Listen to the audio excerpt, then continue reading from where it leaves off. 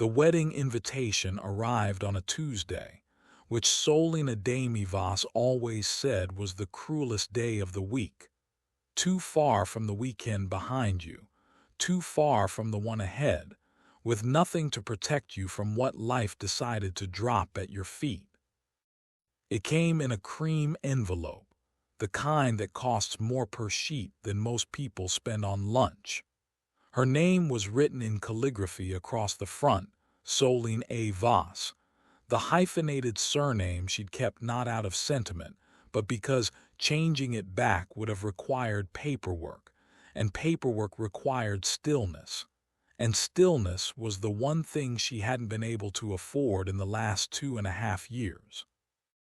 She was standing in the kitchen of her Geneva apartment when Florian, her housekeeper, brought it in on a small silver tray like it was a medical result, which Solène supposed it was.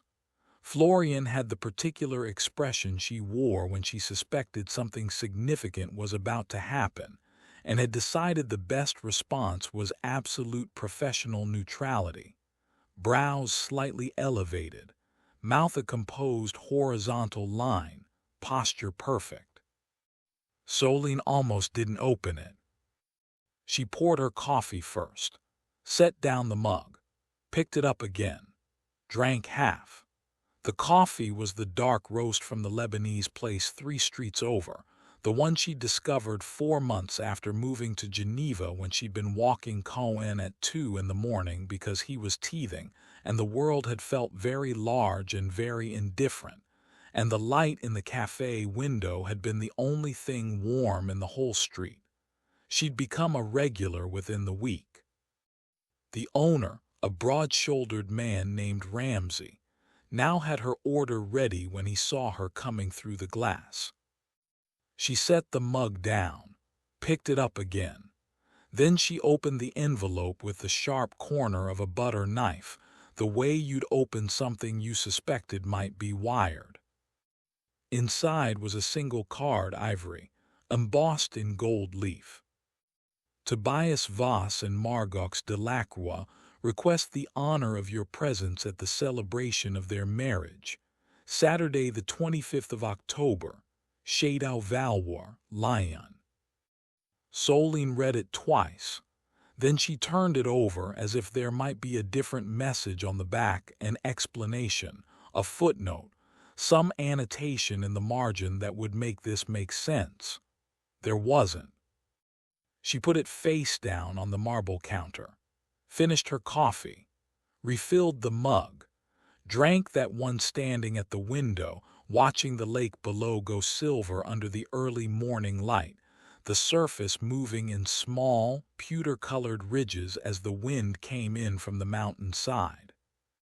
She had looked at this lake every morning for 2.5 years, and it had never looked exactly the same twice, which she found obscurely comforting. Evidence that the world was still doing its work, rearranging itself, finding new configurations, refusing to be static. She thought about what she was holding. Not the envelope, she'd left that on the counter. She thought about the fact of it. She thought, he invited me, not as an oversight, not through some miscommunication with a wedding planner who had worked from an old contacts list. Tobias Voss did not make oversights. He was a man who color-coded his calendar in 3-month cycles and once returned a bottle of wine at a restaurant because it had been served at 19 degrees Celsius instead of 18, and had done so with such calm precision that the sommelier had thanked him for the correction. He was a man who read contracts as naturally as other people read menus. He was a man who had, in 4 years of marriage, never once forgotten an anniversary, a meeting, a name, a detail. He had invited her on purpose. And she thought about the 3 reasons why that was the most catastrophically ill-conceived decision he had ever made in his entire carefully organized life. And she had watched him make several, and those 3 reasons were currently asleep in the room down the hall, tucked under duvets printed with little golden foxes. They're breathing the softest sound in the world. She picked up her phone, scrolled to a contact saved simply as RO. She had never changed it in 2.5 years, and the abbreviation had become a kind of shorthand for the man himself, abbreviated but complete. She typed, "I need the jet Thursday." The response came back in 40 seconds. He was always fast with messages, even at this hour, which told her he was already up and working. He had told her once that his best thinking happened before 6 in the morning, when the world was too quiet for interruptions. She had told him that sounded lonely. He had said it sounded efficient. They had disagreed about this pleasantly for several minutes, which had been, she realized in retrospect, one of their first real conversations. Geneva to where? She picked up the invitation again. Read the venue. A château outside Lyon. Of course, Margot Delacroix's family had property in that region, which Solène knew because the world that Tobias moved in was small enough and interconnected enough that you learned things without trying. Names snagged on names. Stories followed people. She typed back, "Lyon, and I'm bringing the bobbies." 3 dots. "Then I'll have the crew ready at 8. Should I be concerned?" Solène looked at the invitation one more time, at her ex-husband's name rendered in gold leaf, at the date, 4 days away, at the name of the woman he was marrying. She typed, "Only if you're Tobias Voss." She put the phone down and went to wake her children. Their names were Idris, Sable, and Cohen. Idris came first by 11 minutes and had arrived with his eyes open, which the midwife said was unusual, and which Solène had privately decided meant he intended to see everything. He was 2 years old now and still looked at the world with that same calm, cataloging gaze, dark eyes like his father's, her own sharp cheekbones, and a temperament that suggested he was already keeping score, noting who showed up and who didn't, who could be trusted and who was still under review. He liked machines and systems and the way things connected to other things, and he had recently become very interested in the underside of furniture, which he investigated with a flashlight Rennick had given him, lying on his back on the kitchen floor with the concentrated expression of an engineer. Sable was the middle child, born 7 minutes after Idris, and she had the distinction of being the loudest human being Solène had ever encountered in her life, a category that included Solène's own mother, which was saying something significant because her mother, Chidinma, could fill a room with her voice in a way that architectural historians might have studied. Sable had an opinion about everything: the temperature of her milk, the angle of sunlight through a window, the color of socks she was dressed in, whether the left or right shoe should go on first, and whether the particular shade of yellow used for the duck on her breakfast bowl was the correct yellow or merely an approximation. She communicated these opinions with the urgency of someone reporting a 5-alarm fire, and she expected them to be received with the appropriate seriousness.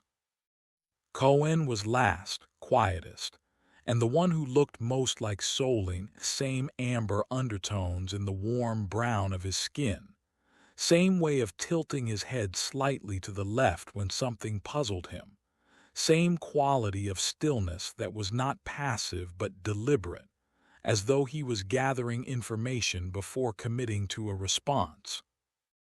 He laughed the least of the three, but when he did, it was the kind of laugh that made strangers stop on the street and smile without knowing why, full and unguarded and completely genuine, nothing held back.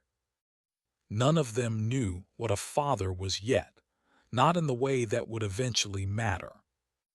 That was Tobias's doing, and Solène had spent 26 months deciding how she felt about it, oscillating between cold fury and something more complicated that she refused to name, before she had arrived, finally, at a strange and particular peace. The kind of peace that comes not from resolution but from decision. She had decided what she was going to do. That was enough to stand on for now. She had not told him about the triplets. This was the fact at the center of everything. The one that people, when they eventually heard the full story, would split into two camps over. Those who said of course she didn't tell him, and those who said how could she not tell him. And both camps would be partly right, which was how the most complicated human decisions always worked. They resisted clean moral verdicts. They demanded that you hold multiple truths at once, like carrying several lit candles in one pair of hands. The truth was this. She had found out she was pregnant 11 days after she signed the divorce papers. She had been sitting in her solicitor's office in Zurich, watching the ink dry on the dissolution of 4 years of marriage, and her phone had buzzed with a notification from the health app she'd been ignoring for 3 weeks. The notification was brief, clinical, and entirely unprepared for context.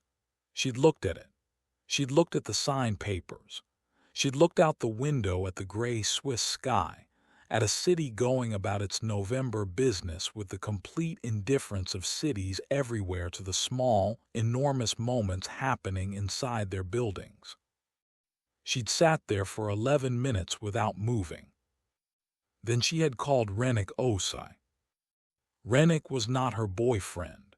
He was not her lover. He was, technically, her business partner.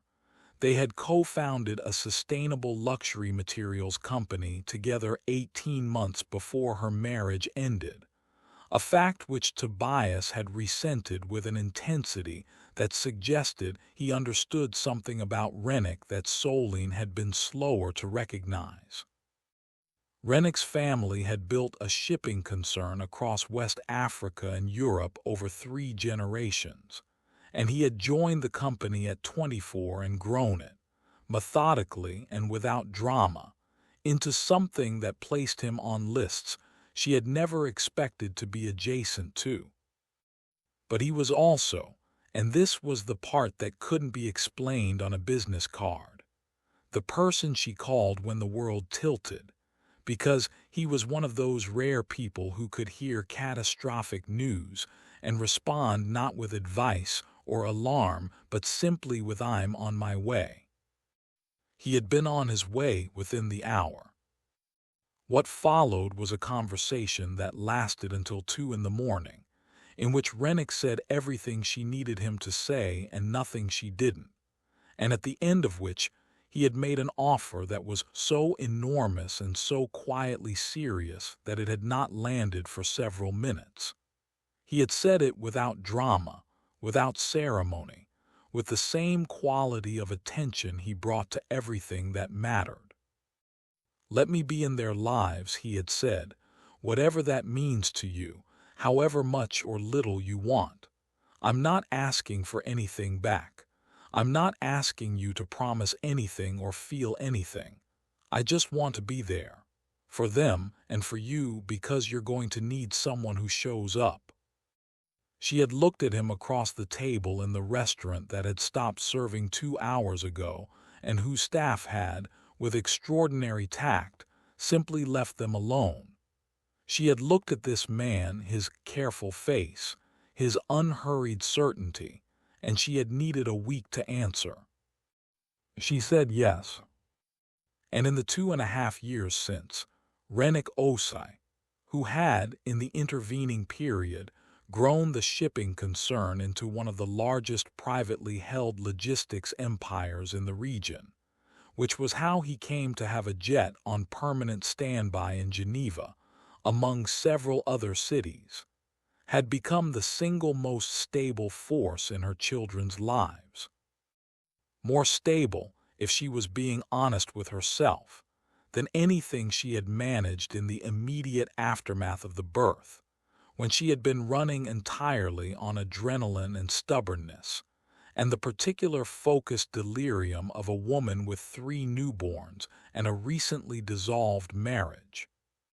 He called them his little researchers, because they treated everything like it required investigation. He brought them back small objects from every city he visited: a smooth volcanic stone from Reykjavik, cool and gray and perfect; a tiny brass compass from Istanbul with a needle that still spun true; a folded origami crane from Kyoto, made by an 80-year-old woman in a covered market who had watched him watch her, and then made him one without being asked. These objects lived on a low shelf in the children's room, and Solène sometimes found Idris sitting in front of them with his flashlight, systematically examining each one. He had learned without being asked and without being told which of the 3 needed what kind of comfort. Idris needed facts and explanations: why the thunder happened, how the plane stayed up, what the dog was thinking. Abstract comfort didn't reach him. Specific information did. Sable needed to be heard before she could be soothed. You had to receive the full report, accept it, acknowledge it with seriousness, before she could even consider moving on from whatever had upset her. Cohen needed physical proximity, a hand on his back, someone sitting close enough to feel warm, a body between him and whatever was frightening. He had figured all of this out in the course of ordinary days, through the kind of attention that you can't buy and can't perform. You either have it or you don't. He was not their father, but he showed up like one every time, in every way that the word father was supposed to mean. And this had created in Solène's life a specific and uncharted complexity, because the man who was their father was about to get married to someone else in a château outside Lyon, and she had 4 days to decide what to do about it. She had, in some sense, already decided. The jet was booked. The night before they left, after the children were in bed, and the apartment had gone quiet with the specific quality of quiet that 3 sleeping children produce, a quality that is partly relief and partly suspended anticipation, as though the quiet itself is aware it's temporary. Rennick came. He brought plantain chips from the West African grocery place she loved on the far side of the city, the one that required a deliberate trip, and therefore signaled deliberate intent. He brought 2 bottles of a Burgundy she'd mentioned liking once, approximately 8 months ago, which he had apparently filed away with the same methodical completeness he applied to everything. He brought none of the energy she might have dreaded, no performance of casualness, no false lightness. Just himself in a dark sweater, sitting across from her at the kitchen table with his long arms folded on the surface, and his expression doing the thing it sometimes did in the quiet moments: careful, reading her, not rushing. "Tell me why you're going," he said. She had been asking herself the same thing for 4 days, holding the question up against different lights to see what it revealed. She had several answers, each of them partially true, none of them complete on their own. "He needs to know," she said. Rennick was quiet for a moment.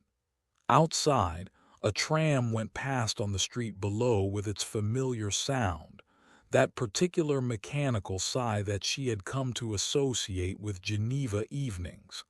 "He's had 2.5 years to ask," he said. He didn't know there was anything to ask about. "No, but he knew you existed. He knew you'd been pregnant when you were married. He could have." Rennick. He stopped. He reached across the table and opened the wine with the movement of someone who had done this particular thing in this particular kitchen enough times that it was easy now, practiced, familiar. He poured 2 glasses. slid one toward her. "Are you doing this for them?" he said. "Or for him, or for you?" She drank, thought about it. The night outside was clear and cold, the lake below the window going from blue to black as the last light left, a ferry trailing a string of lit windows across the water like a sentence being slowly written. She watched it until it passed the far shore. "All three," she said, "in different proportions." He nodded. He could live with that. It was one of the things about him. He could accept complicated answers without needing them simplified, without needing the sharp edges filed down so they'd fit a more comfortable shape. "Will you be all right?" he asked. "I'll be extraordinary," she said. "That's different." He smiled then. It changed his whole face when he did. He had one of those smiles that arrived slowly, checking conditions before committing, assembling itself from restraint and then releasing. And once it was fully there, it was completely there, nothing withheld. "Yes," he said, "it is."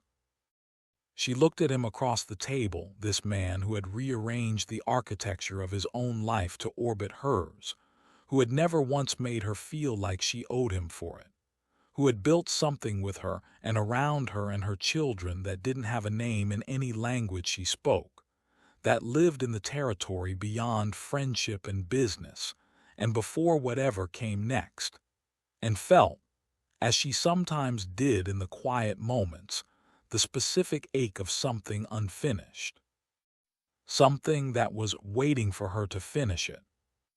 But that was a thought for another time. There was a wedding to attend first.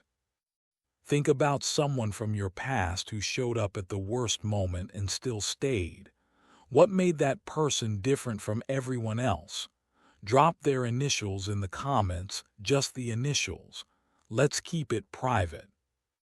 The jet was a Gulfstream G650, cream leather interior, walnut trim, and it smelled like cedarwood and something faintly floral that Solène had never been able to identify despite flying in it 14 times. The children took to it the way they took to most environments. Idris immediately found a vent on the wall and spent several minutes investigating it with his flashlight, pressing his face close to the slats and reporting his findings in a murmur, apparently to himself. Sable announced with force that she needed juice and that the seat was cold and that her seatbelt was wrong.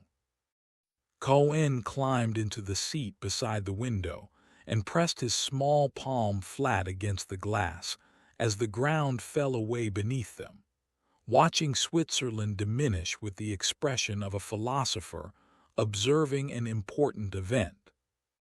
The flight was 40 minutes. Solène spent most of it looking out the opposite window, her fingers wrapped around a coffee that had gone cold, running through versions of the conversation that was coming. There was no version she had found in 4 days of trying that was easy. There was only early and late, and she had already chosen late, which meant she had to live with that, accept it as a fact about herself, neither defend it nor torture herself over it, simply carry it forward and see what it became. Her friend Adeyemi had been calling her twice a week for the last month to tell her she was making a mistake, and had sent a voice note that morning that Solène had listened to once and deleted. Adeyemi's main argument was that showing up at the wedding was theatrical and that Solène could simply send Tobias a letter, a registered letter, handled by her solicitor, clean and documented, and without the complication of physical presence. Adeyemi was not wrong that it was theatrical, but she was wrong that it was the same as a letter, and Solène couldn't fully explain why except to say that some news needed a body attached to it. It needed to be delivered in real time, with real air in the room and real faces present, because otherwise people found ways to make it smaller than it was. People reduced things on paper. They filed them. They scheduled a response for when it was convenient. Also, and she acknowledged this only to herself, at the window, with the Alps going white and enormous below the plain, she wanted to see him. She wanted to see his face, not from cruelty, not from any desire to cause damage or extract something that felt like justice, from something more complicated that she had circled for 2 years and could now at least name, even if naming it didn't resolve it. She had loved Tobias Voss enormously. She had loved him with the specific, committed love of a woman who had chosen deliberately, who had looked at a difficult, brilliant, controlling man, and seen something underneath the difficulty that she believed could be reached, and had spent 4 years trying. She had watched that love be ground down, slowly and without malice, by the small decisions and silences and ways of being that were so embedded in who he was that he hadn't even been able to see them. Until there was nothing left but the fossil, the shape of something that was no longer alive. She wanted to see whether the man she was going to face looked like someone who had rebuilt himself, or like someone who had simply moved on. She suspected, knowing him, it was the latter. She was not entirely prepared for how wrong she was.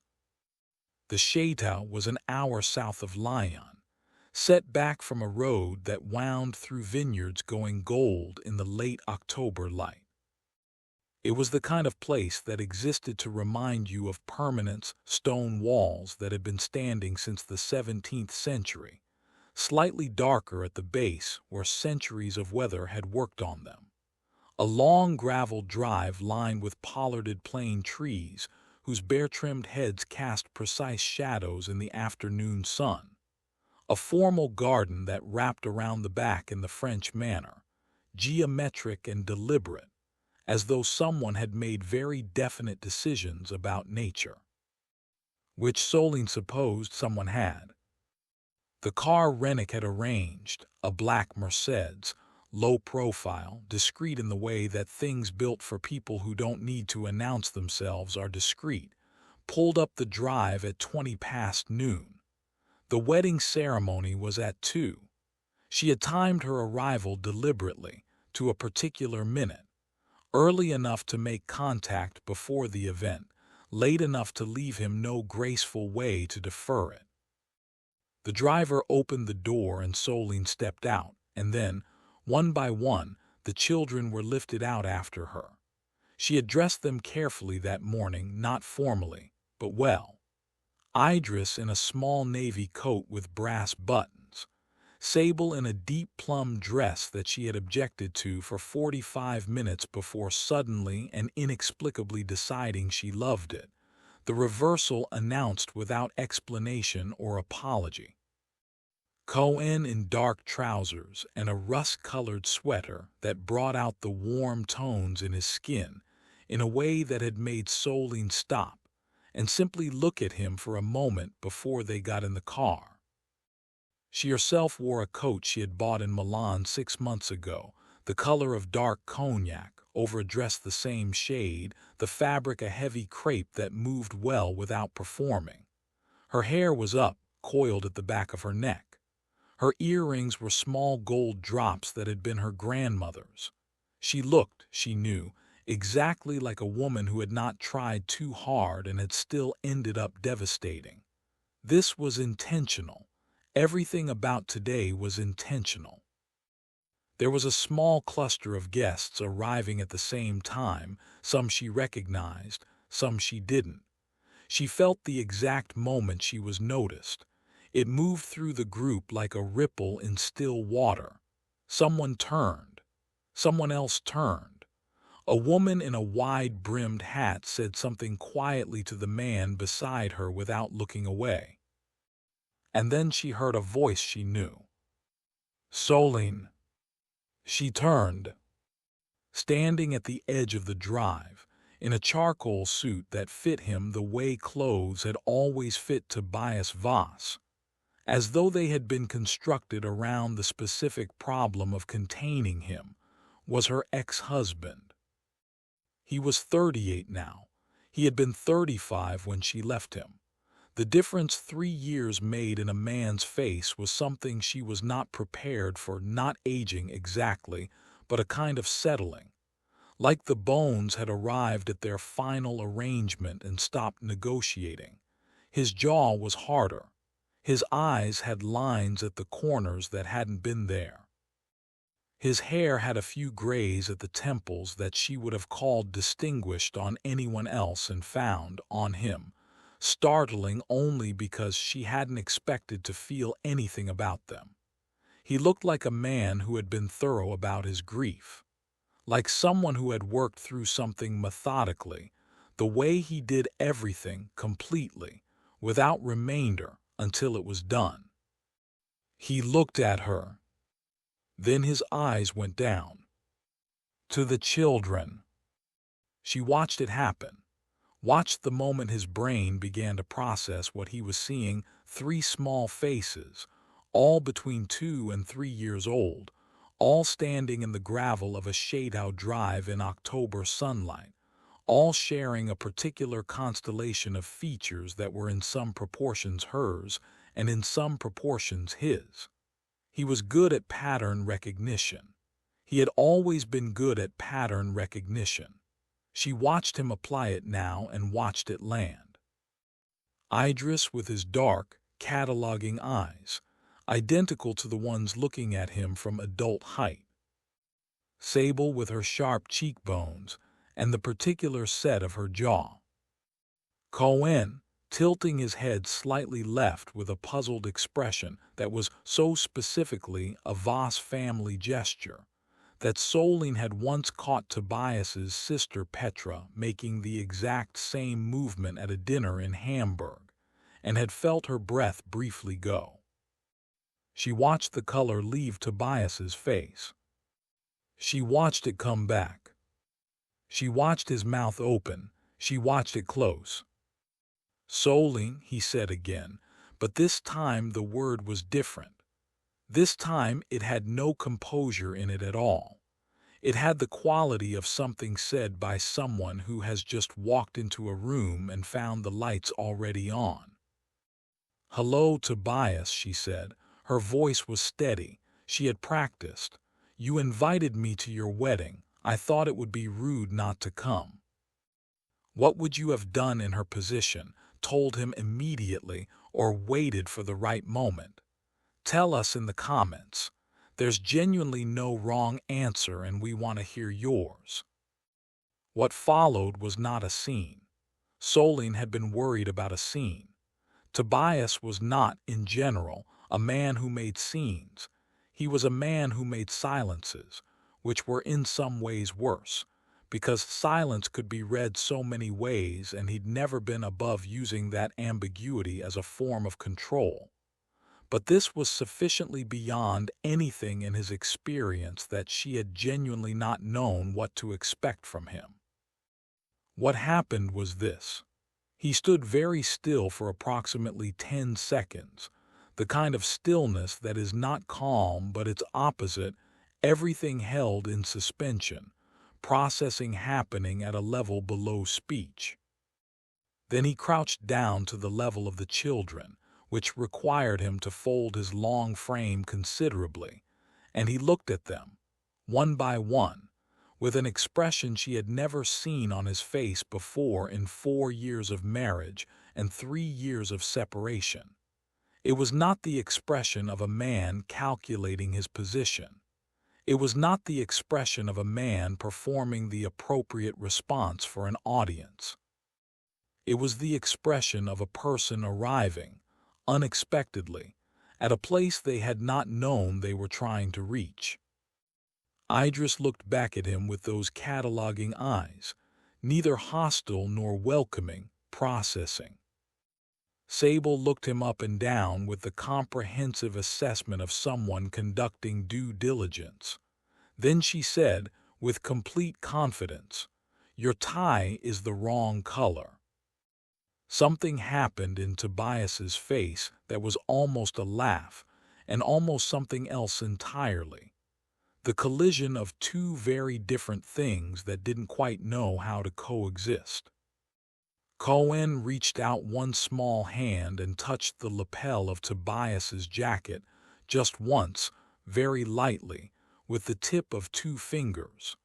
Then he pulled his hand back and looked at it, as though it had done something surprising, as though he needed a moment to understand what the gesture had meant. Tobias stood up, slowly. He looked at Solène, and his jaw was set in the way she knew, from 4 years of intimate observation, meant he was holding himself together by an act of concentrated will. Inside, he said, "Please. You have a wedding in 90 minutes. I'm aware." His voice was level in a way that cost him. "Inside, please." She followed him. He took her to a small study on the ground floor, bookshelves, a writing desk of dark wood, a window looking out onto the formal garden with its precise geometry, a functionally neutral space. She noticed that it was clearly not his room, no personal items, no jacket over a chair, nothing with his handwriting on it. He'd chosen a space that was neither his territory nor hers. She filed this away. Interesting. He closed the door.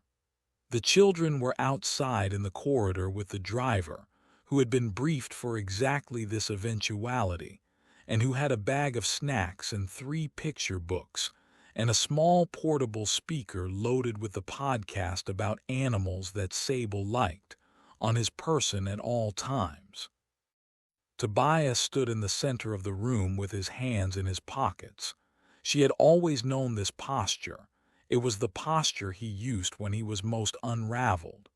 The pockets were a containment strategy. She had figured this out in the first year of marriage. When he was completely in command, he left his hands visible. When he needed something to hold onto, he used the pockets, and the resulting stillness looked like composure but wasn't. "How old?" he said. 2 years and 4 months. He did the mathematics. She watched him do it, watched him arrive at the answer that arithmetic, applied to a timeline he knew well, inevitably produced. "The papers," he said, the 2 words carrying everything they needed to carry, "were signed 11 days before I found out." "Why didn't you?" He stopped, looked at her, started again. "Why?" "Tell you." He said nothing. "What would you have done, Tobias?" she asked, not cruelly, genuinely. The question she had sat with for 26 months. "If I had called you 11 days after we signed those papers and told you I was pregnant with triplets, what would you have done?" He was quiet for a long time. This was, she knew, one of his actual qualities, the ones that had been real, the ones she had loved, underneath the control and the certainty and the way he arranged the world so he was always correct. He didn't answer serious questions quickly. He sat with them. He turned them. He refused the first response and the second and found the one that was true. "I would have wanted to be there," he said finally, carefully, like he was reading his own answer back to himself for accuracy. "For the child or for me?" Another silence, longer. "Both," he said, "I think." "You think?" "Solène." "I had to know," she said, and her voice had something in it now that she hadn't planned, a roughness at the edge, the sound of something that had been held down for a long time pressing against the inside of the lid. "Before I told you, I had to know. I needed to understand if anything in you had changed. Because the man I was married to, the man I left, he would have shown up. He would have been physically present. He would have attended every appointment and read every book and been at the births at whatever hour they happened and been there in the mornings and the nights. And I know that sounds like everything you'd want in a father, but I had been married to that man. And I knew that the same man who would have shown up for all of it was also the man who was so committed to being correct about everything, to being right about every decision, every choice, every direction, that he had made me feel for 4 years like my instincts were always running slightly wrong, like my choices were always a few degrees off from where they should be, like I needed him to recalibrate me. She stopped, steadied. I couldn't bring them into that, she said. Not until I was sure something was different, and I didn't have enough evidence yet. And then the days turned into weeks, and the weeks turned into months, and Rennick was there, and they were safe, and I kept waiting for the moment when I was sure. And now, he said. I'm here, she said. That's the answer. He was very still. What are their names, he said. His voice had changed, lower. She told him. He repeated them quietly, once each.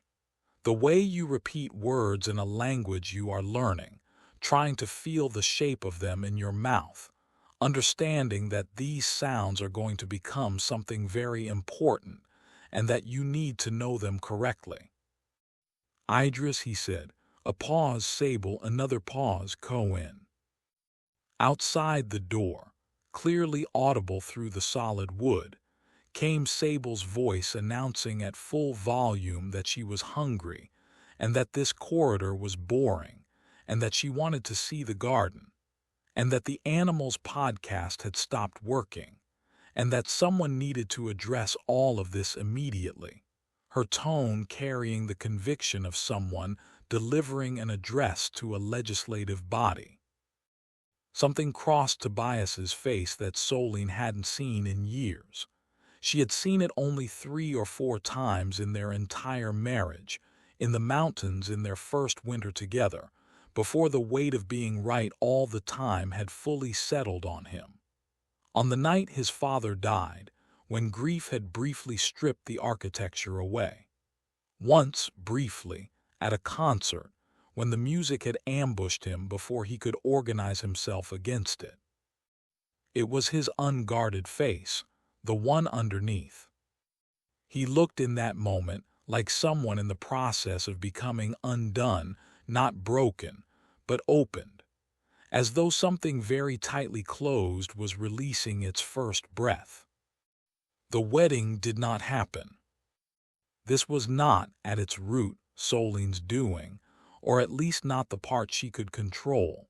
She had not come to stop a wedding. She had been clear about this with herself on the plane, with a clarity she had tested and retested until she trusted it. She had come to deliver a truth that had been held too long. Whatever Tobias chose to do with that truth was his own affair. She was not here to make his choices for him. What happened was this.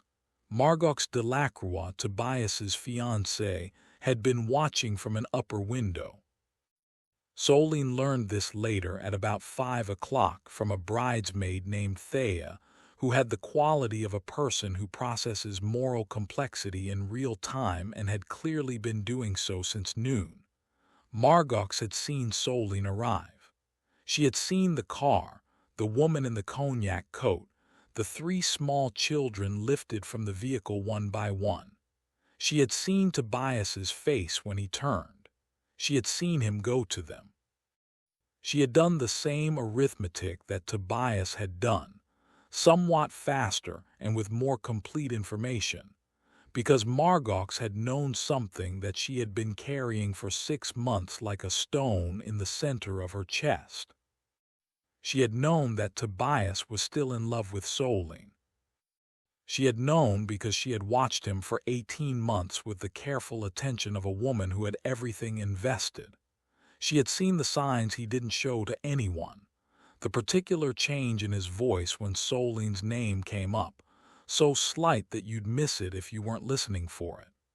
The one photograph he hadn't thrown away, not displayed anywhere, not sentimental about it, just kept in the back of a drawer in his study, as though it was evidence of something he needed to keep documented. The way he sometimes went silent for long minutes when he thought she wasn't watching, sitting with some internal weather that she couldn't access, that had no door she'd ever found. She had not said anything. She had thought that building something new was an act of will, that you could choose love fully and finally over what had come before. That will, applied consistently enough, could be sufficient. She was not wrong about any of this in principle. People did this. People built new things from their own determination, and those things lasted and mattered and were real. But watching from the upper window, she had seen something that settled it beyond argument. She had seen Tobias crouch down to those children, and then look up at Solène, and she had seen on his face, visible even at distance, visible even through glass, the exact expression that she had wanted to see for 18 months and never had. The completely unguarded one, the opened one. She did not come downstairs. She went instead to her bridal suite, where her mother and two close friends were waiting with champagne, and the particular tightly wound energy of people managing the hours before a ceremony. She stood in the doorway in her dress, ivory, architectural, exactly what she'd wanted, and she said, "I need you all to leave the room for a few minutes." They left. She sat down at the vanity, alone with herself and the mirror. She looked at the dress, at her own face, at the veil her grandmother had worn, which she had brought with her not from superstition but from love of the object. She sat there for 4 minutes. Then she picked up her phone and called Tobias. He answered on the second ring. She said, "I think we both know what has to happen." The silence on his end was brief but complete. Then, Margot's. "Don't apologize," she said. Her voice was steady. She had always been steadier than people expected under pressure. "I'm not angry. I've known for a while, I think.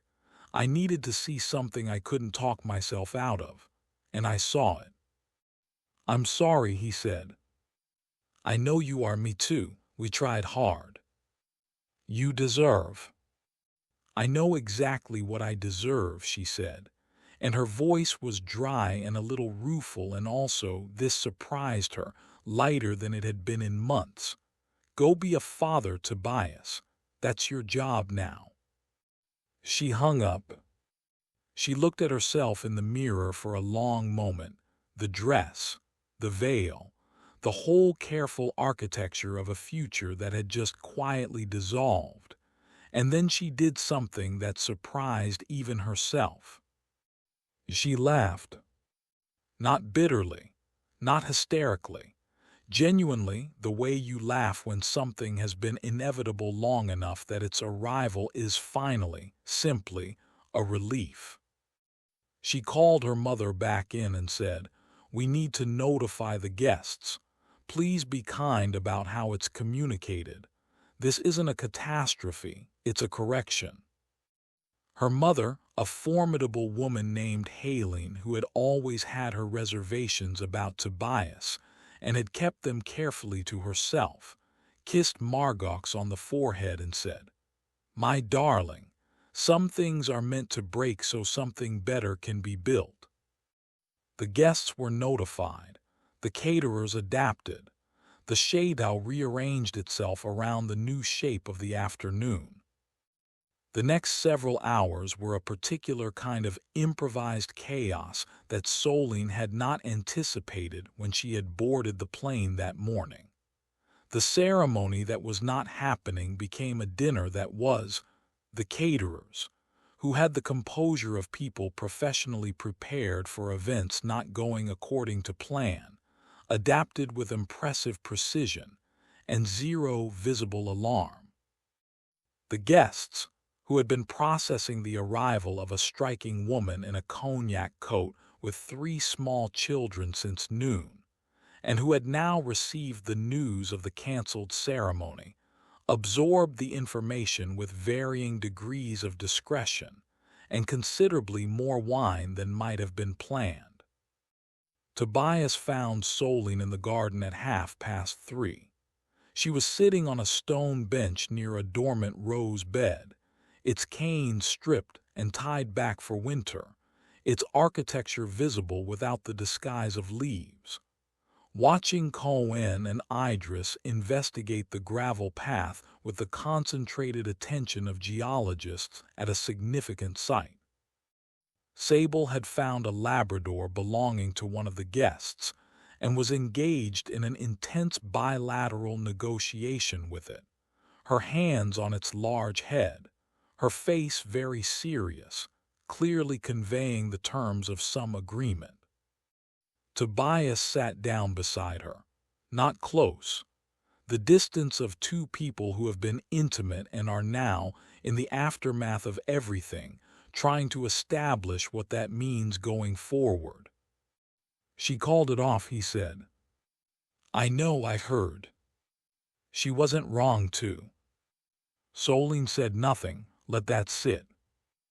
I have not been honest with myself, he said then, and the words came out with the particular difficulty of things that have been rehearsed many times and are still hard to say. For the last 2 years, I've been trying to build something I wanted to prove to myself that I was different, that I was capable of being a different kind of man than the one I'd been with you. I genuinely, Margox is a remarkable person. She deserved better than someone who was still sorted through something. You didn't ruin everything, Solène said. He looked at her. You didn't, she said. You were wrong in specific ways, some of them significant, but you weren't a bad person. You were a person with habits that were bad for me. He was quiet for a long moment. Outside, Idris had found something in the gravel, a small white stone probably, but he was holding it up to the late afternoon light with the expression of a man who has discovered evidence of something important. I've been in therapy, Tobias said then, which she had not expected, not the admission she had suspected, based on small things she'd heard through the network of people who moved through both their worlds, but him saying it plainly, without management, without framing it as something he'd solved. For 20 months. The kind where you actually look at things, not the kind where you discuss your childhood for 6 sessions and feel that you've completed the exercise. What did you see? She asked. Myself, he said, which is the whole point, I suppose, and also the most uncomfortable outcome. I know what I did. I know how I operated. The need to be correct. The need to be the person who had seen further and thought more carefully. The way I arranged situations so that my judgment was always the one that mattered, which meant yours was always slightly wrong, she said. Yes, I know it now very clearly, with the kind of specificity that doesn't allow you to be general about it or distance yourself from it. She looked at her hands in her lap. The ring was gone, had been gone for 2 years. The mark where it had been was gone too. Why did you invite me? She asked. He looked out at the garden, at Sable, who had apparently concluded her negotiations with the Labrador and was now directing it to sit, which it was doing with an air of surprised compliance. Because I could not, he said. Because regardless of everything, you were the person I was married to for 4 years. You were the person I should never have let walk out of my life without fighting for it. And I didn't fight because I was too certain I was right about everything to understand what I was losing. And when I knew I was getting married, I needed you to know, to see that I was trying to be something different, that I hadn't simply moved on as though those years hadn't mattered. And Margox, he exhaled slowly. Margox deserves someone whose whole heart is available. I convinced myself that will was enough, that I could choose fully. I was wrong, and I'm sorry for it. Solène looked out at the garden, at Cohen, who had drifted over to his sister's negotiations with the Labrador and sat down beside her on the gravel, leaning lightly against her shoulder with the ease of someone who does this naturally, who knows this shoulder is available. "They're extraordinary," Tobias said, very quietly, the words carrying a weight she understood. "They are. Idris, the way he looks at things, it's—" "He catalogs everything," she said. "He'll want to know how you work. He'll need explanations, not reassurances. And Sable. Every room she enters belongs to her within 90 seconds. Don't try to manage it. Just give her something to be in charge of and she'll be fine." Something happened in his face that was almost a smile. "And Cohen." "Cohen," she said, "is the one who will break your heart most. Not because he's sad, because he loves so quietly that you won't know how much until the day he decides to show you. And when he does, it will be the most honest thing anyone has ever said to you." Tobias was quiet for a moment that was too full for words. Then, "What do we do now?" The question, the enormous one, the one she had been turning over since the plane, since the invitation. Since the morning in her solicitor's office 2.5 years ago, when she had sat with ink still wet on the dissolution of their marriage, and felt the first nausea she'd written off as stress. "I don't know everything yet," she said honestly, "but I know they need to know you, and I know you need to be given the chance to show up for them. Those things are true without requiring anything more complicated to be decided today." He nodded. "Then is there someone for you?" She thought about Rennick, about the kitchen table last night, the wine, the plant and chips, the way he had asked his questions without pressure, the slow smile, the hand at the small of her back that she had carried home inside her chest. "Not in the way you mean," she said, "but in every other way." He heard what she wasn't saying. She could see it land. And what moved across his face then was not jealousy. She looked carefully, and it was not that.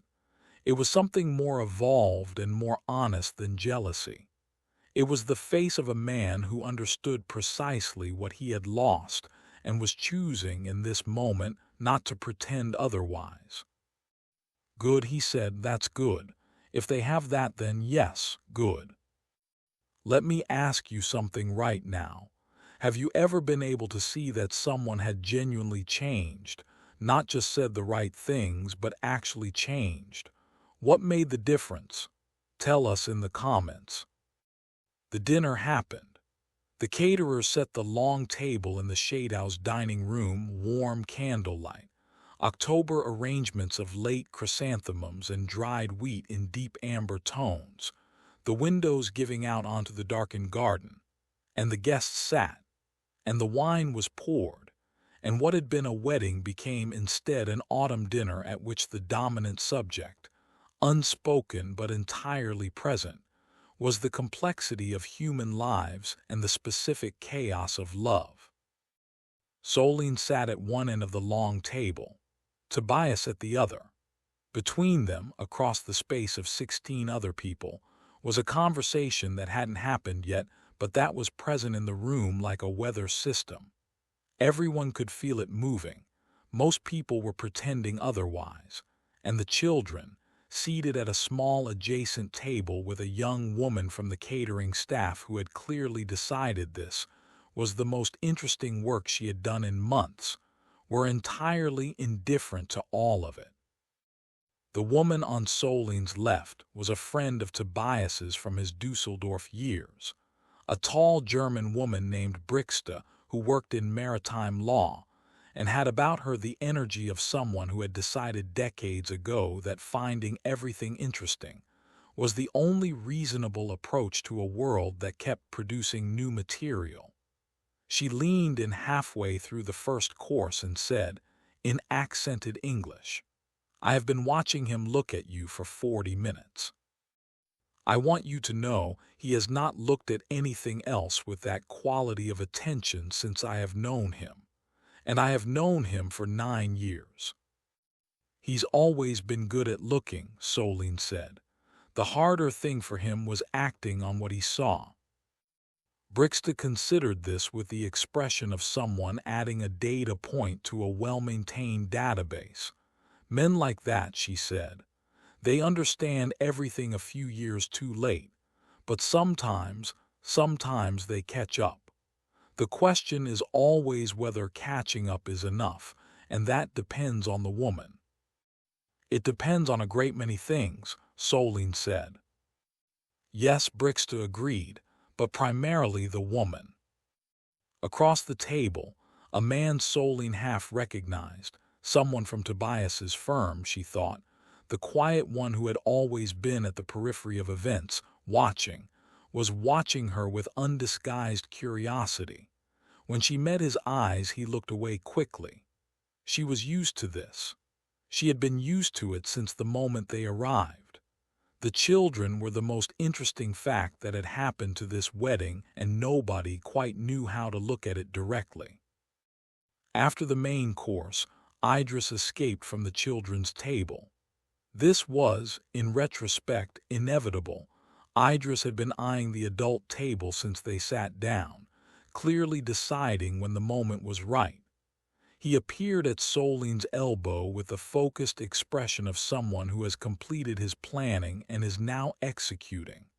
He climbed into her lap without asking, settled himself, and looked down the table at Tobias. Tobias was looking back.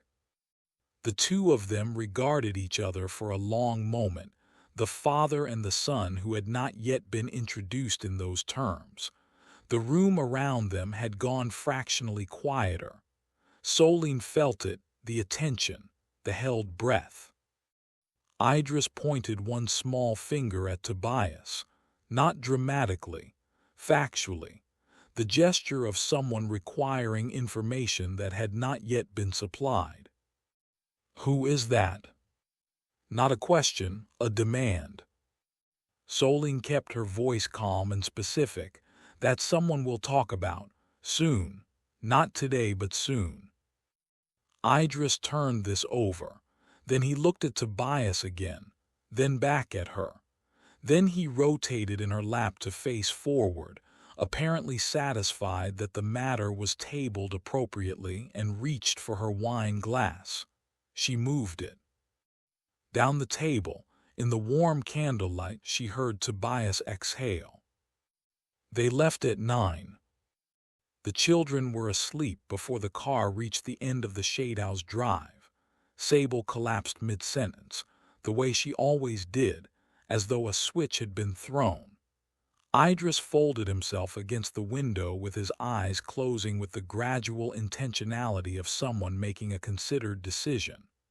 Cohen was already gone, his head against the seat, one hand loosely curled around the smooth white stone from the gravel that he had apparently pocketed hours ago and had not mentioned. Solène sat in the front seat watching the vineyards give way to motorway, the dark fields going past, the first lights of Lyon on the horizon. Her phone buzzed. "RO jet is ready when you need it. How did it go?" She looked at the message for a long time. The night outside was complete and clear, a few stars visible above the motorway lights. She typed, "It went the way things go when you finally say the thing that needed to be said. Everything falls over and then you see what's still standing." 3 dots, then, and what's still standing. She looked back at the 3 sleeping children in the back seat, at Cohen's closed fist around his small stone, at Sable's open mouth and complete surrender to sleep, at Idris, who had somehow, even in sleep, positioned himself slightly forward, as though he intended to be the first to see what came next. "Everything that matters," she typed. "I'll see you tomorrow." She put the phone in her coat pocket. Outside, Lyon went past and around them, large and lit and indifferent. And then they were through it and on the other side, heading north toward the airport, and she thought about what was coming, the conversations, the Saturdays, the slow building of something she didn't yet have a name for, and found, to her own mild surprise, that she was not afraid. She was tired. She was uncertain. She was complicated in ways that would take months more to sort through. But she was not afraid. Back in Geneva, the days that followed were quieter than she had expected. She had anticipated some form of legal or logistical aftermath, calls, formal negotiations, the structural machinery of establishing paternity retroactively and arranging access, and deciding what these children were going to know and when and how. She had half prepared herself for a version of Tobias that deployed process the way he deployed everything else, efficiently, thoroughly, and on his own timeline. Instead, on the second morning, she received a text. "I'd like to see them, on your terms. Whatever those are, I'm not going to push. I have a solicitor standing by when you're ready for that conversation, but the solicitor comes after. The children come first." She read it on the kitchen counter with her coffee. Same spot, same morning light on the lake. She held it in her hands for a day. Then she typed, "Saturday, 2 hours, the cafe by the lake, you know the one, you come alone." He came alone, on time, which she had not doubted. It was, by any reasonable standard, an improbable scene. Tobias Voss, who ran a 400-person engineering consultancy with offices in 6 cities, who sat on 2 international boards, who had the particular bearing of a man accustomed to being the most composed person in any room, sitting at a small wooden cafe table near a November lake with a 2-year-old, investigating the mechanism of his watch with a flashlight. Another one delivering a detailed plot summary of a picture book from 3 days ago. And a third one sitting opposite him, eating a piece of shortbread, with an expression of absolute contentment. He was not graceful at it. He was clearly, genuinely out of his depth, and this was the specific thing she was watching for, the criterion she had set. He didn't pretend otherwise. He didn't perform the competent version of this. He asked Idris to explain how the watch worked, which sent Idris into a detailed examination that lasted 7 minutes. He listened to Sable's book summary with his full attention, not checking his phone, not scanning the cafe, not giving her the divided presence that children always know is divided. And when she finished, he asked, "What happened to the fox at the end?" which sent Sable back to the beginning. He held out a second piece of shortbread to Cohen and waited, simply holding it, making no demand. And Cohen, who decided about people slowly and never in response to pressure, took the piece and leaned just slightly toward Tobias's side of the table. Solène drank her coffee and said nothing, watched. After 2 hours, she gathered the children, the coats, the blue bag with its tactical supplies. Tobias stood, and she saw in his face the specific expression of someone who has received something they weren't sure they deserved. "Saturday after next," she said, "same time." The relief in his face was quick and then controlled. "All right," he said.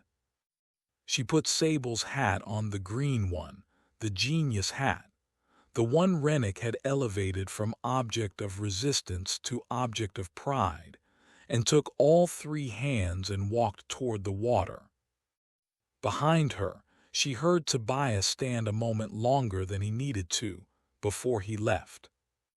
She did not turn around. She told Rennick about the Saturdays 2 weeks in.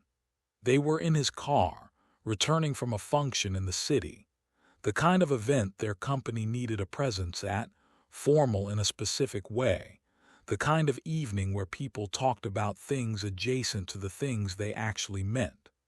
She was in the passenger seat with her heels off, her feet on the floor, the city going past the windows in the soft blurred way it did at 11 at night, all the hard edges softened by light. He listened to her the way he always did, completely, without interrupting, without the small adjustments of expression that people make when they're preparing their response, just receiving it. When she finished, he said, "How do the children respond to him?" "Differently," she said. "Idris has decided he's interesting. That's the highest category for Idris. Sable dominates every interaction and he lets her, that's exactly the right strategy. She's not testing limits, she's testing presence. He passes." "And Cohen?" "Cohen is still deciding," she said. "He watches Tobias the way he watches people when he's making his assessment. He hasn't delivered a verdict yet." "And you?" She looked out the window. A tram was going past, lit warm from inside, its passengers scattered through the car in the spacious postures of people who have stopped performing for the night. "I'm watching too," she said. "I'm watching to see if it holds. The consistency. Not the gestures are easy. He's always been good at gestures. Whether he shows up when it's inconvenient. Whether he keeps coming on the Saturdays where nothing particular happens, when there's no drama and no milestone, just three small people and their ordinary Tuesday energy." "That's the right thing to watch for," Rennick said. "I know." The tram rounded a corner and its light disappeared. The street was darker without it. "Rennick," she said. "What?" She turned to look at him. He was watching the road, both hands on the wheel, his face in profile doing the thing it did at night, the city light catching the architecture of him, the slight tension at his jaw that was always there when he was thinking, the calm that was not absence but presence, a quality of being fully in the moment he was in. "What are we doing?" she asked. And she meant it in the larger sense, the one that had been hovering over them for months like a question waiting to be asked aloud. He was quiet long enough that she thought, for a moment, he was going to redirect it. He was capable of that, of setting something aside with such care that you didn't notice it had been set aside. But then he turned to look at her briefly, before the road required his eyes again, and what was in his face was not deflection. "I think," he said, "that we are two people who have been circling something for approximately 2 years because we were both, for different reasons, afraid that nomming it would change what we already had, which is real and valuable, and neither of us wanted to risk it. And if we named it, it would change," he said. "But I've been thinking about it, and I don't think change is actually what either of us is afraid of. I think we're afraid of loss.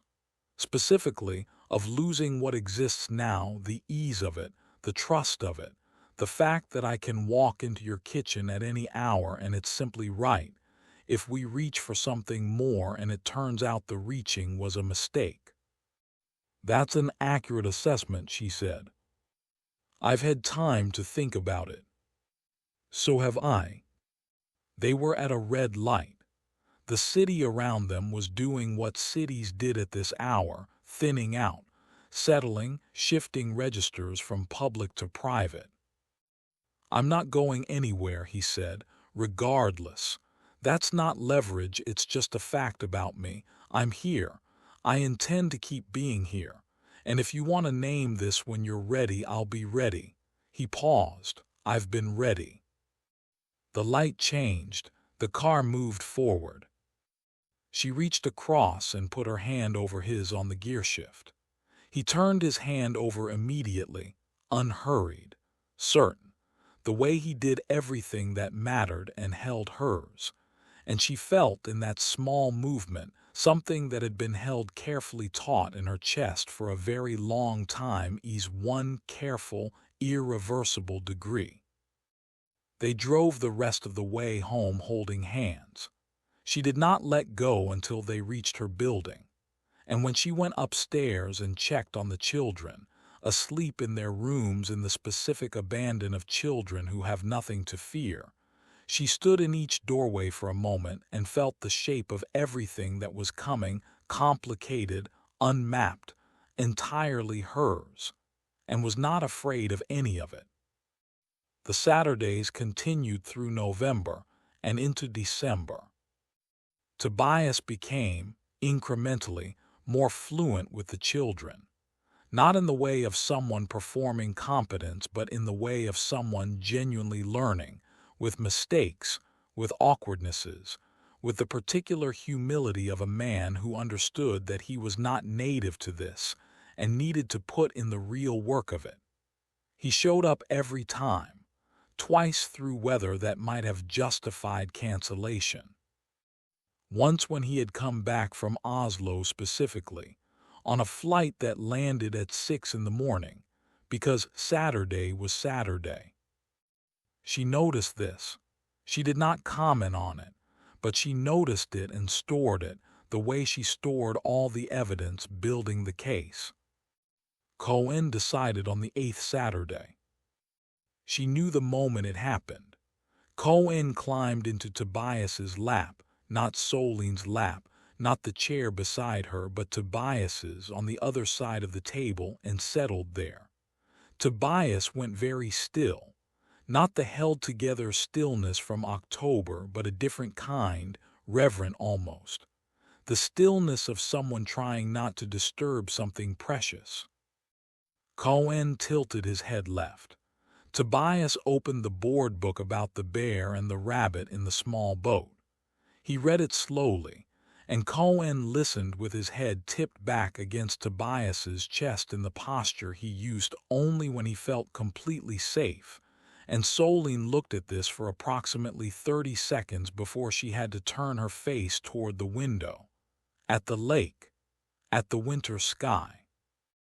She had made the right decision, not the easy one, the right one. There is always a moment when the thing you've been managing becomes something you have to stop managing and simply live. Hers came on a Thursday evening in December, with clementine candles burning on the counter and the children doing their construction paper project on the floor of the living room, with the serious commitment of people undertaking important work. Rennick was at the kitchen table. He had been on a call when she arrived home, and she'd put the children to bed while he finished, and now they were both there in the kitchen with the quiet and the candles and 2 glasses of wine she'd poured. She looked at him across the table. "I need to tell you something," she said. He set his wine down. "I'm in love with you," she said. "I've been in love with you for a long time, more than a year. I've been not saying it because I was afraid of what happened next, of what changed, of losing the version of this we already had. But I'm done being afraid of it. I'm telling you." He was very still for a moment, and then something happened in his face, the slow smile, arriving the way it always did, but fuller than she had ever seen it, larger, and behind it something that had been held in a very careful position for a very long time finally releasing, like a door opened in a room that had been closed too long. "Solène," he said. "Yes.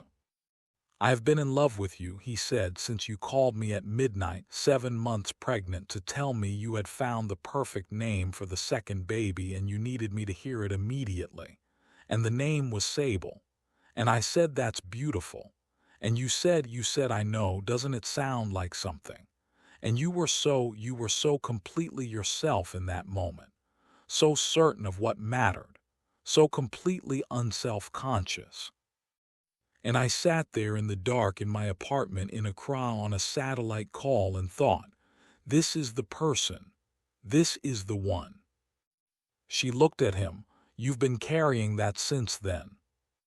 Since before then, he said. That was just when I admitted it. She got up from her chair and came around the table, and he pushed his chair back and she sat in his lap and put her arms around him, and he held her, fully, in the kitchen that had been the center of her rebuilt life. And outside the window the lake was doing what it always did, going from one shade to another in the dark, indifferent and magnificent. And somewhere in the apartment 3 small people were asleep, breathing their untroubled breath, needing nothing from this moment. What do we do now? She said, into his shoulder. I think, he said, we stop asking what we do and just do it. She laughed. She felt him laugh too, the movement of it through his chest into her hands, simple as that. Nothing about this is simple, he said, but the decision is. She pulled back to look at him. This face she had known for 2.5 years and was only now looking at without the glass of caution between them. The careful dark eyes, the patience that lived there like a long-term resident, the jaw, the slow smile that she had, she realized, been waiting to be the cause of for longer than she'd admitted. Yes, she said, the decision is. She kissed him. And the candles burned down another hour, and the lake outside went fully dark, and in the room down the hall Sable murmured something urgent in her sleep that no one would ever know the content of, and Idris shifted toward the window, and Cohen breathed his soft, certain breath, and the apartment held all of it, the whole impossible, complicated, improbable, living weight of it, and was, as it had always somehow been, large enough. What happened after took months and many conversations, and more patience than any single party had expected to need. Tobias met Rennick in January, on a Saturday, which Solène had arranged without telling either of them the other would be present. She had thought about this carefully, the staging of it, the setting, the fact that there was no good way to do this and only better and worse ways, and had concluded that the presence of the children was the best moderating force available. 2 men of significant gravity could not perform their gravity with 3 2-year-olds in the room. The children would simply not permit it. She was correct. What happened was that Tobias arrived, saw Rennick, and recognized him immediately. Rennick was not a man you failed to recognize in the world they both moved through, and Rennick stood and offered his hand, and Tobias shook it, and both of them looked at Solène with an expression that communicated clearly, "You did this on purpose," and she said calmly, "Yes. Sit down." They sat down. For 40 minutes, they conducted a conversation that she described later to Adiz as 2 men being exquisitely careful with each other, while 3 small people ate biscuits and paid no attention to any of it. There were long pauses. There were moments of precision that suggested both men were choosing every word with care. There were also several moments, she watched for them, where something more genuine than carefulness showed through. Near the end, Tobias said to Rennick directly, without performance, "Thank you for being there for them when I wasn't. I mean that without qualification."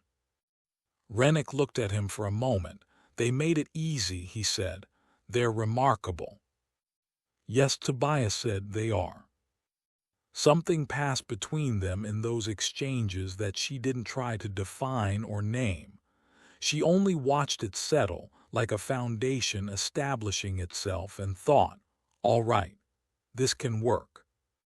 By spring, the shape of things had become clear enough to live inside.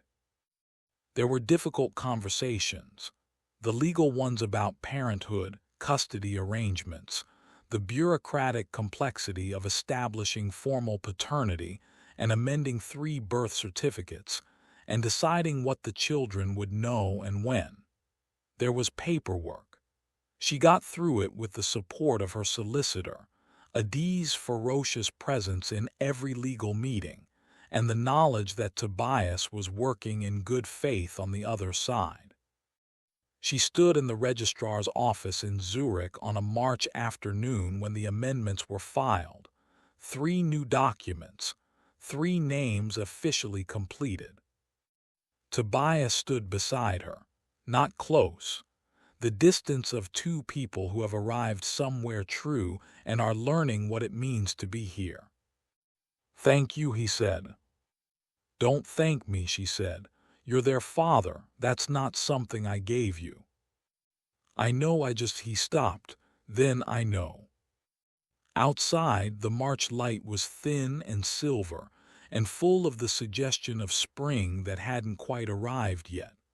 They walked out of the building and went in separate directions at the corner, and that was fine. That was, after all of it, exactly right. There is a Saturday in April that Solène returns to when people ask her, when she knew everything was going to be all right. Rennick's terrace runs the full length of his apartment building, overlooking the water, and in April the light comes in from the west in a particular way, warm and direct, the kind of light that makes you want to do nothing but be in it. They are all there, Solène and Rennick, the children, Tobias and Brixta, the maritime lawyer, who has attached herself to this particular constellation with the cheerful tenacity of a woman who finds complicated situations the most interesting kind, and has decided these people are worth knowing. Sable has commandeered Brixta's sunglasses and is wearing them with an authority that suggests ownership has transferred permanently. Idris is explaining something to Rennick with both hands, a detailed explanation, clearly important, and Rennick is nodding with the gravity the explanation requires. Cohen is sitting on Tobias's knee, looking out at the lake, still and content in the way he is when he is exactly where he needs to be. Solène is standing at the railing with something cold in her hands, watching all of it, and Rennick comes and stands beside her. He doesn't say anything. He puts his hand against the small of her back lightly, the way he always does now, and she leans into it slightly. Below them, the lake is doing April, a blue so clean and direct it's almost painful to look at, the kind of blue that makes you want to say something about being alive even though there are no words that reach it. The mountains still have winter in their high places, white ridges against the blue, and somewhere in the middle distance a sailboat is moving with the early season wind, unhurried, committed to its direction. "Look at this," Rennick says. "I know," she says. Across the terrace, Cohen says something to Tobias. She can't hear it from here. Tobias looks down at him, and Cohen tilts his head left, that gesture, the one she has been watching for 2.5 years, and he says it again. And Tobias's face does the thing it has been doing since October, the unguarded one, the opened one, and he pulls Cohen slightly closer. And Cohen allows it with the precise manner of someone bestowing something they've decided is deserved. Idris concludes his explanation to Rennick with a definitive gesture. Rennick nods gravely once. Idris is satisfied. He turns and runs the full length of the terrace at full speed for no reason except the pure animal joy of it, his arms out, his face open. Sable in the borrowed sunglasses turns to face the lake and raises both arms above her head. No audience, no occasion, simply claiming the moment, which has always been and will always be entirely her style.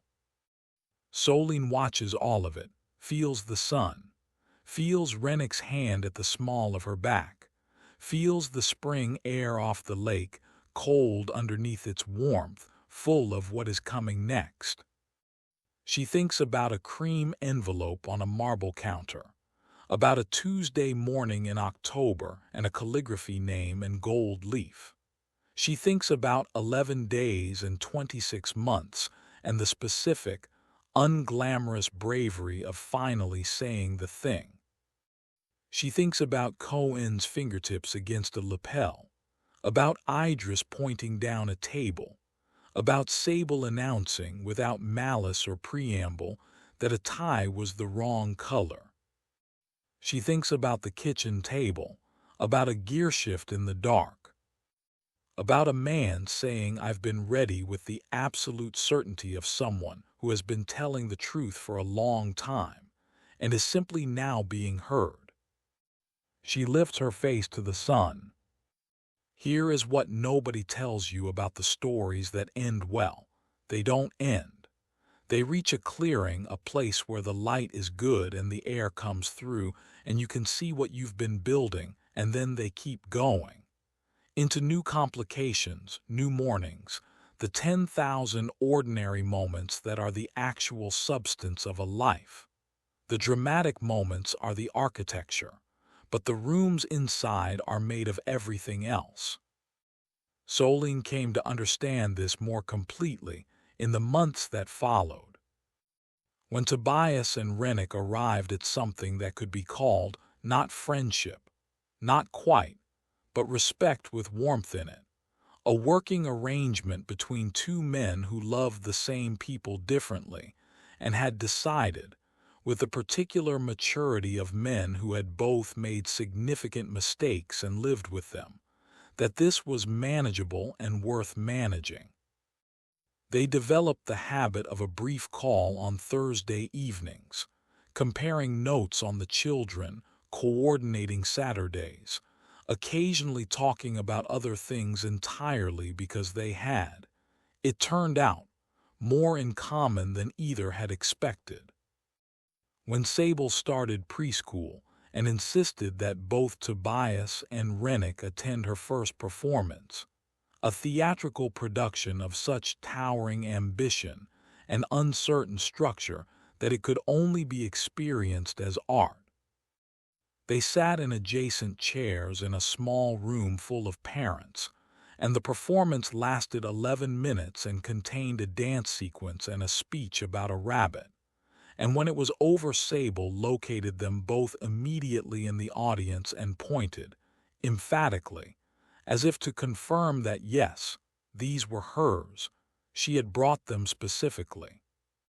When Cohen said his first full sentence to Rennick, on an unremarkable Wednesday morning in the kitchen, "You stayed," in the matter-of-fact voice of a 2.5-year-old confirming a fact he had been thinking about for some time and was now ready to name. Rennick had looked at him for a long moment.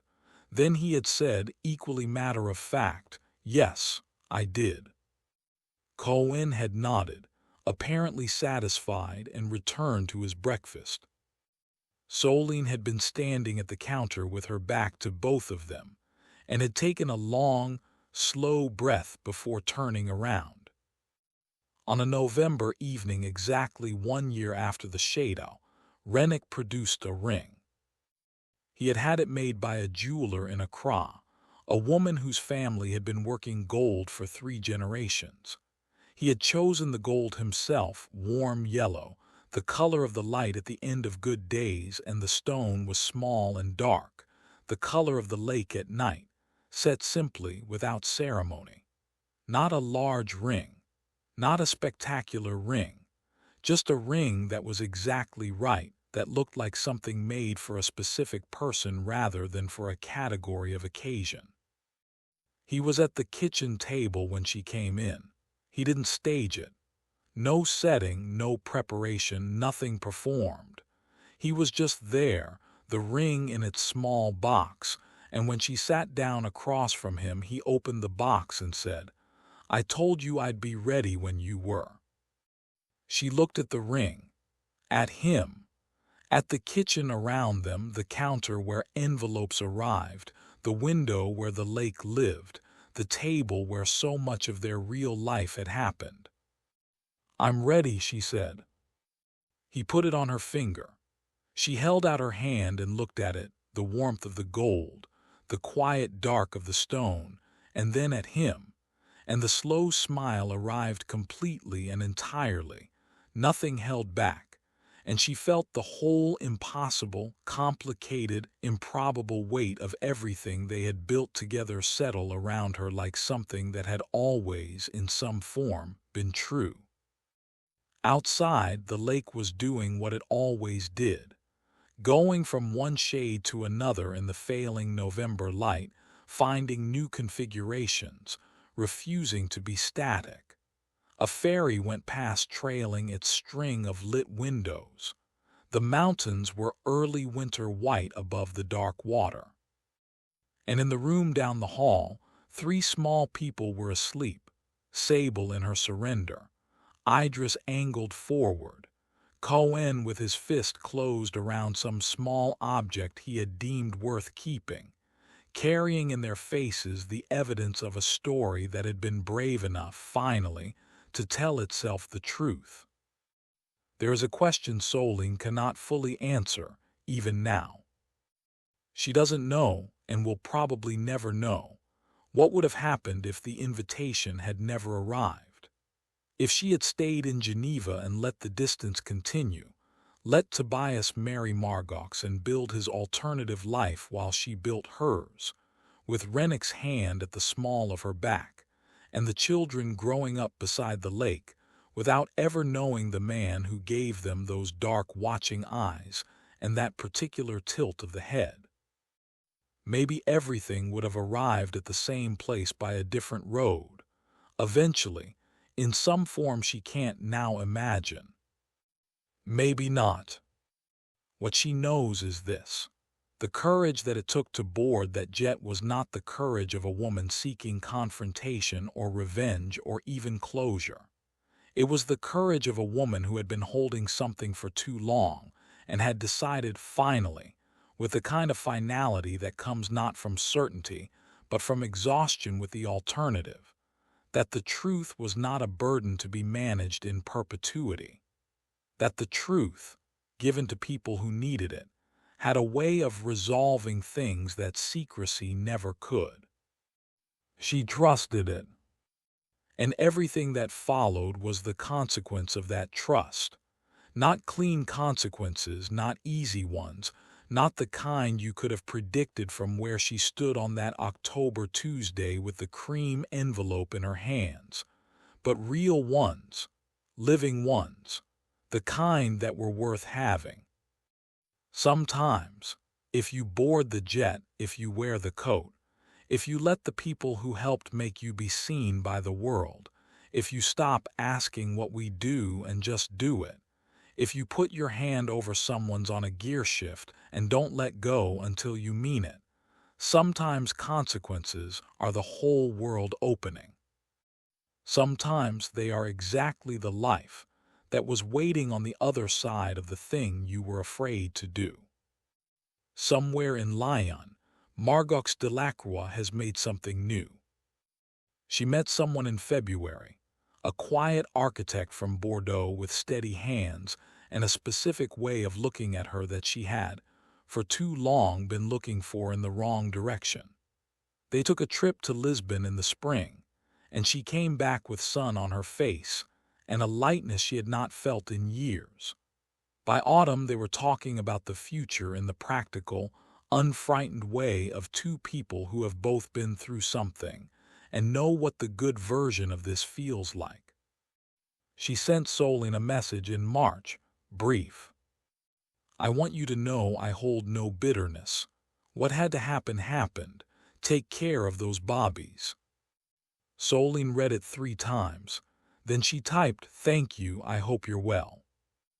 Margox sent a photograph.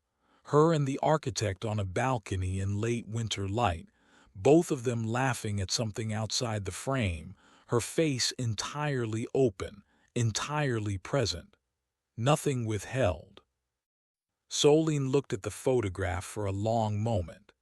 Then she smiled, genuinely, warmly, the smile of someone who genuinely wishes a person well, and put her phone in her pocket and went to find her children. Some stories end and leave room for everyone. Those are the ones worth telling. Think about the bravest thing you've ever done in love. Not the grandest thing or the most romantic. The truest thing, the one that cost you something real and gave you something realer back. We want to know. Leave it in the comments. Every single one gets read. Here is what Solène tells people when they ask her how she knew Rennick was the right one, how she knew the children would be all right, how she knew that the impossible tangle of it all would eventually resolve into something livable. She tells them about the stone, not a metaphorical stone, a literal one, the smooth white stone Cohen picked up from the gravel at the château in October, the one he had refused to relinquish through the dinner and the car ride and the flight home and the week after, the one that had been washed and examined and eventually placed on the shelf with the volcanic rock from Reykjavik and the brass compass from Istanbul and the paper crane from Kyoto. One morning in December, Cohen carried the stone across the apartment and placed it carefully in Rennick's hand. He didn't say anything. He just put it there, looked at it in Rennick's palm for a moment, and then walked away. Rennick looked at the stone for a long time. Then he looked at Solène. "He's giving it to you," she said. "He only does that with things he loves." Rennick looked at the stone again. Then he closed his hand around it. That was the moment, not the ring in November. Not the first handhold in the car, not even the kitchen table declaration. That was the moment she knew. This man who had shown up and stayed and held the stone, who had sat patiently through all the years of her figuring herself out, who had asked nothing back and received everything anyway. This was the man her son had handed his most important object to, without hesitation, without ceremony. And that was that. The children turned 3 in February. 3 years old enough to have preferences, opinions, and the kind of memory that begins to stick. Old enough that the faces around them at the birthday table, her mother Chidinma, Adiz and her husband, Brixta who had flown in from Dusseldorf, Tobias with a gift he had clearly thought hard about, Rennick at the head of the table with the ease of someone who lives there, were faces they would carry forward. Faces that would become, over time, the furniture of the world they understood as normal. Sable blew out her candles with the conviction of someone extinguishing a small enemy. Idris examined his candles first, as though requiring evidence that they were the correct candles, before blowing them out with a single precise breath. Cohen looked at his candles for a long moment. Then he looked at Rennick, who nodded, the way you'd nod to someone about to do something significant. Then Cohen blew them out. Solène watched all 3 and felt something she had felt before in various forms throughout the last 3 years, but which was clearer now than it had ever been. That love was not one thing but several things running at once, in different registers, sometimes harmonizing and sometimes not, and that the thing you were trying to build when you built a life was not simplicity but resilience. Not the absence of complication, but the capacity to hold it and keep going, and find what was good in the going. She had good children. She had honest people around her. She had a man who had shown up at midnight for every version of this story without being asked. She had, in the end, everything that mattered. Which was not the same as everything, never the same as everything, but enough, abundantly, overwhelmingly, completely enough to be grateful for with her whole unguarded heart. The lake outside her window does what it always does, goes from silver to blue to black to silver again, finds new configurations, refuses to be static, carries light from wherever light comes from and puts it down on the water without explanation or apology. She has watched it every morning for nearly 3 years. She expects she will watch it for many more. Outside, spring is coming. The mountains are releasing their winter slowly, white retreating upward day by day as the warmth arrives below. The city is doing what cities do when seasons change, opening itself, unbuttoning, letting the air in. The cafe on the far side of the city has its tables outside again, and Ramsay has the coffee ready when he sees her coming through the glass.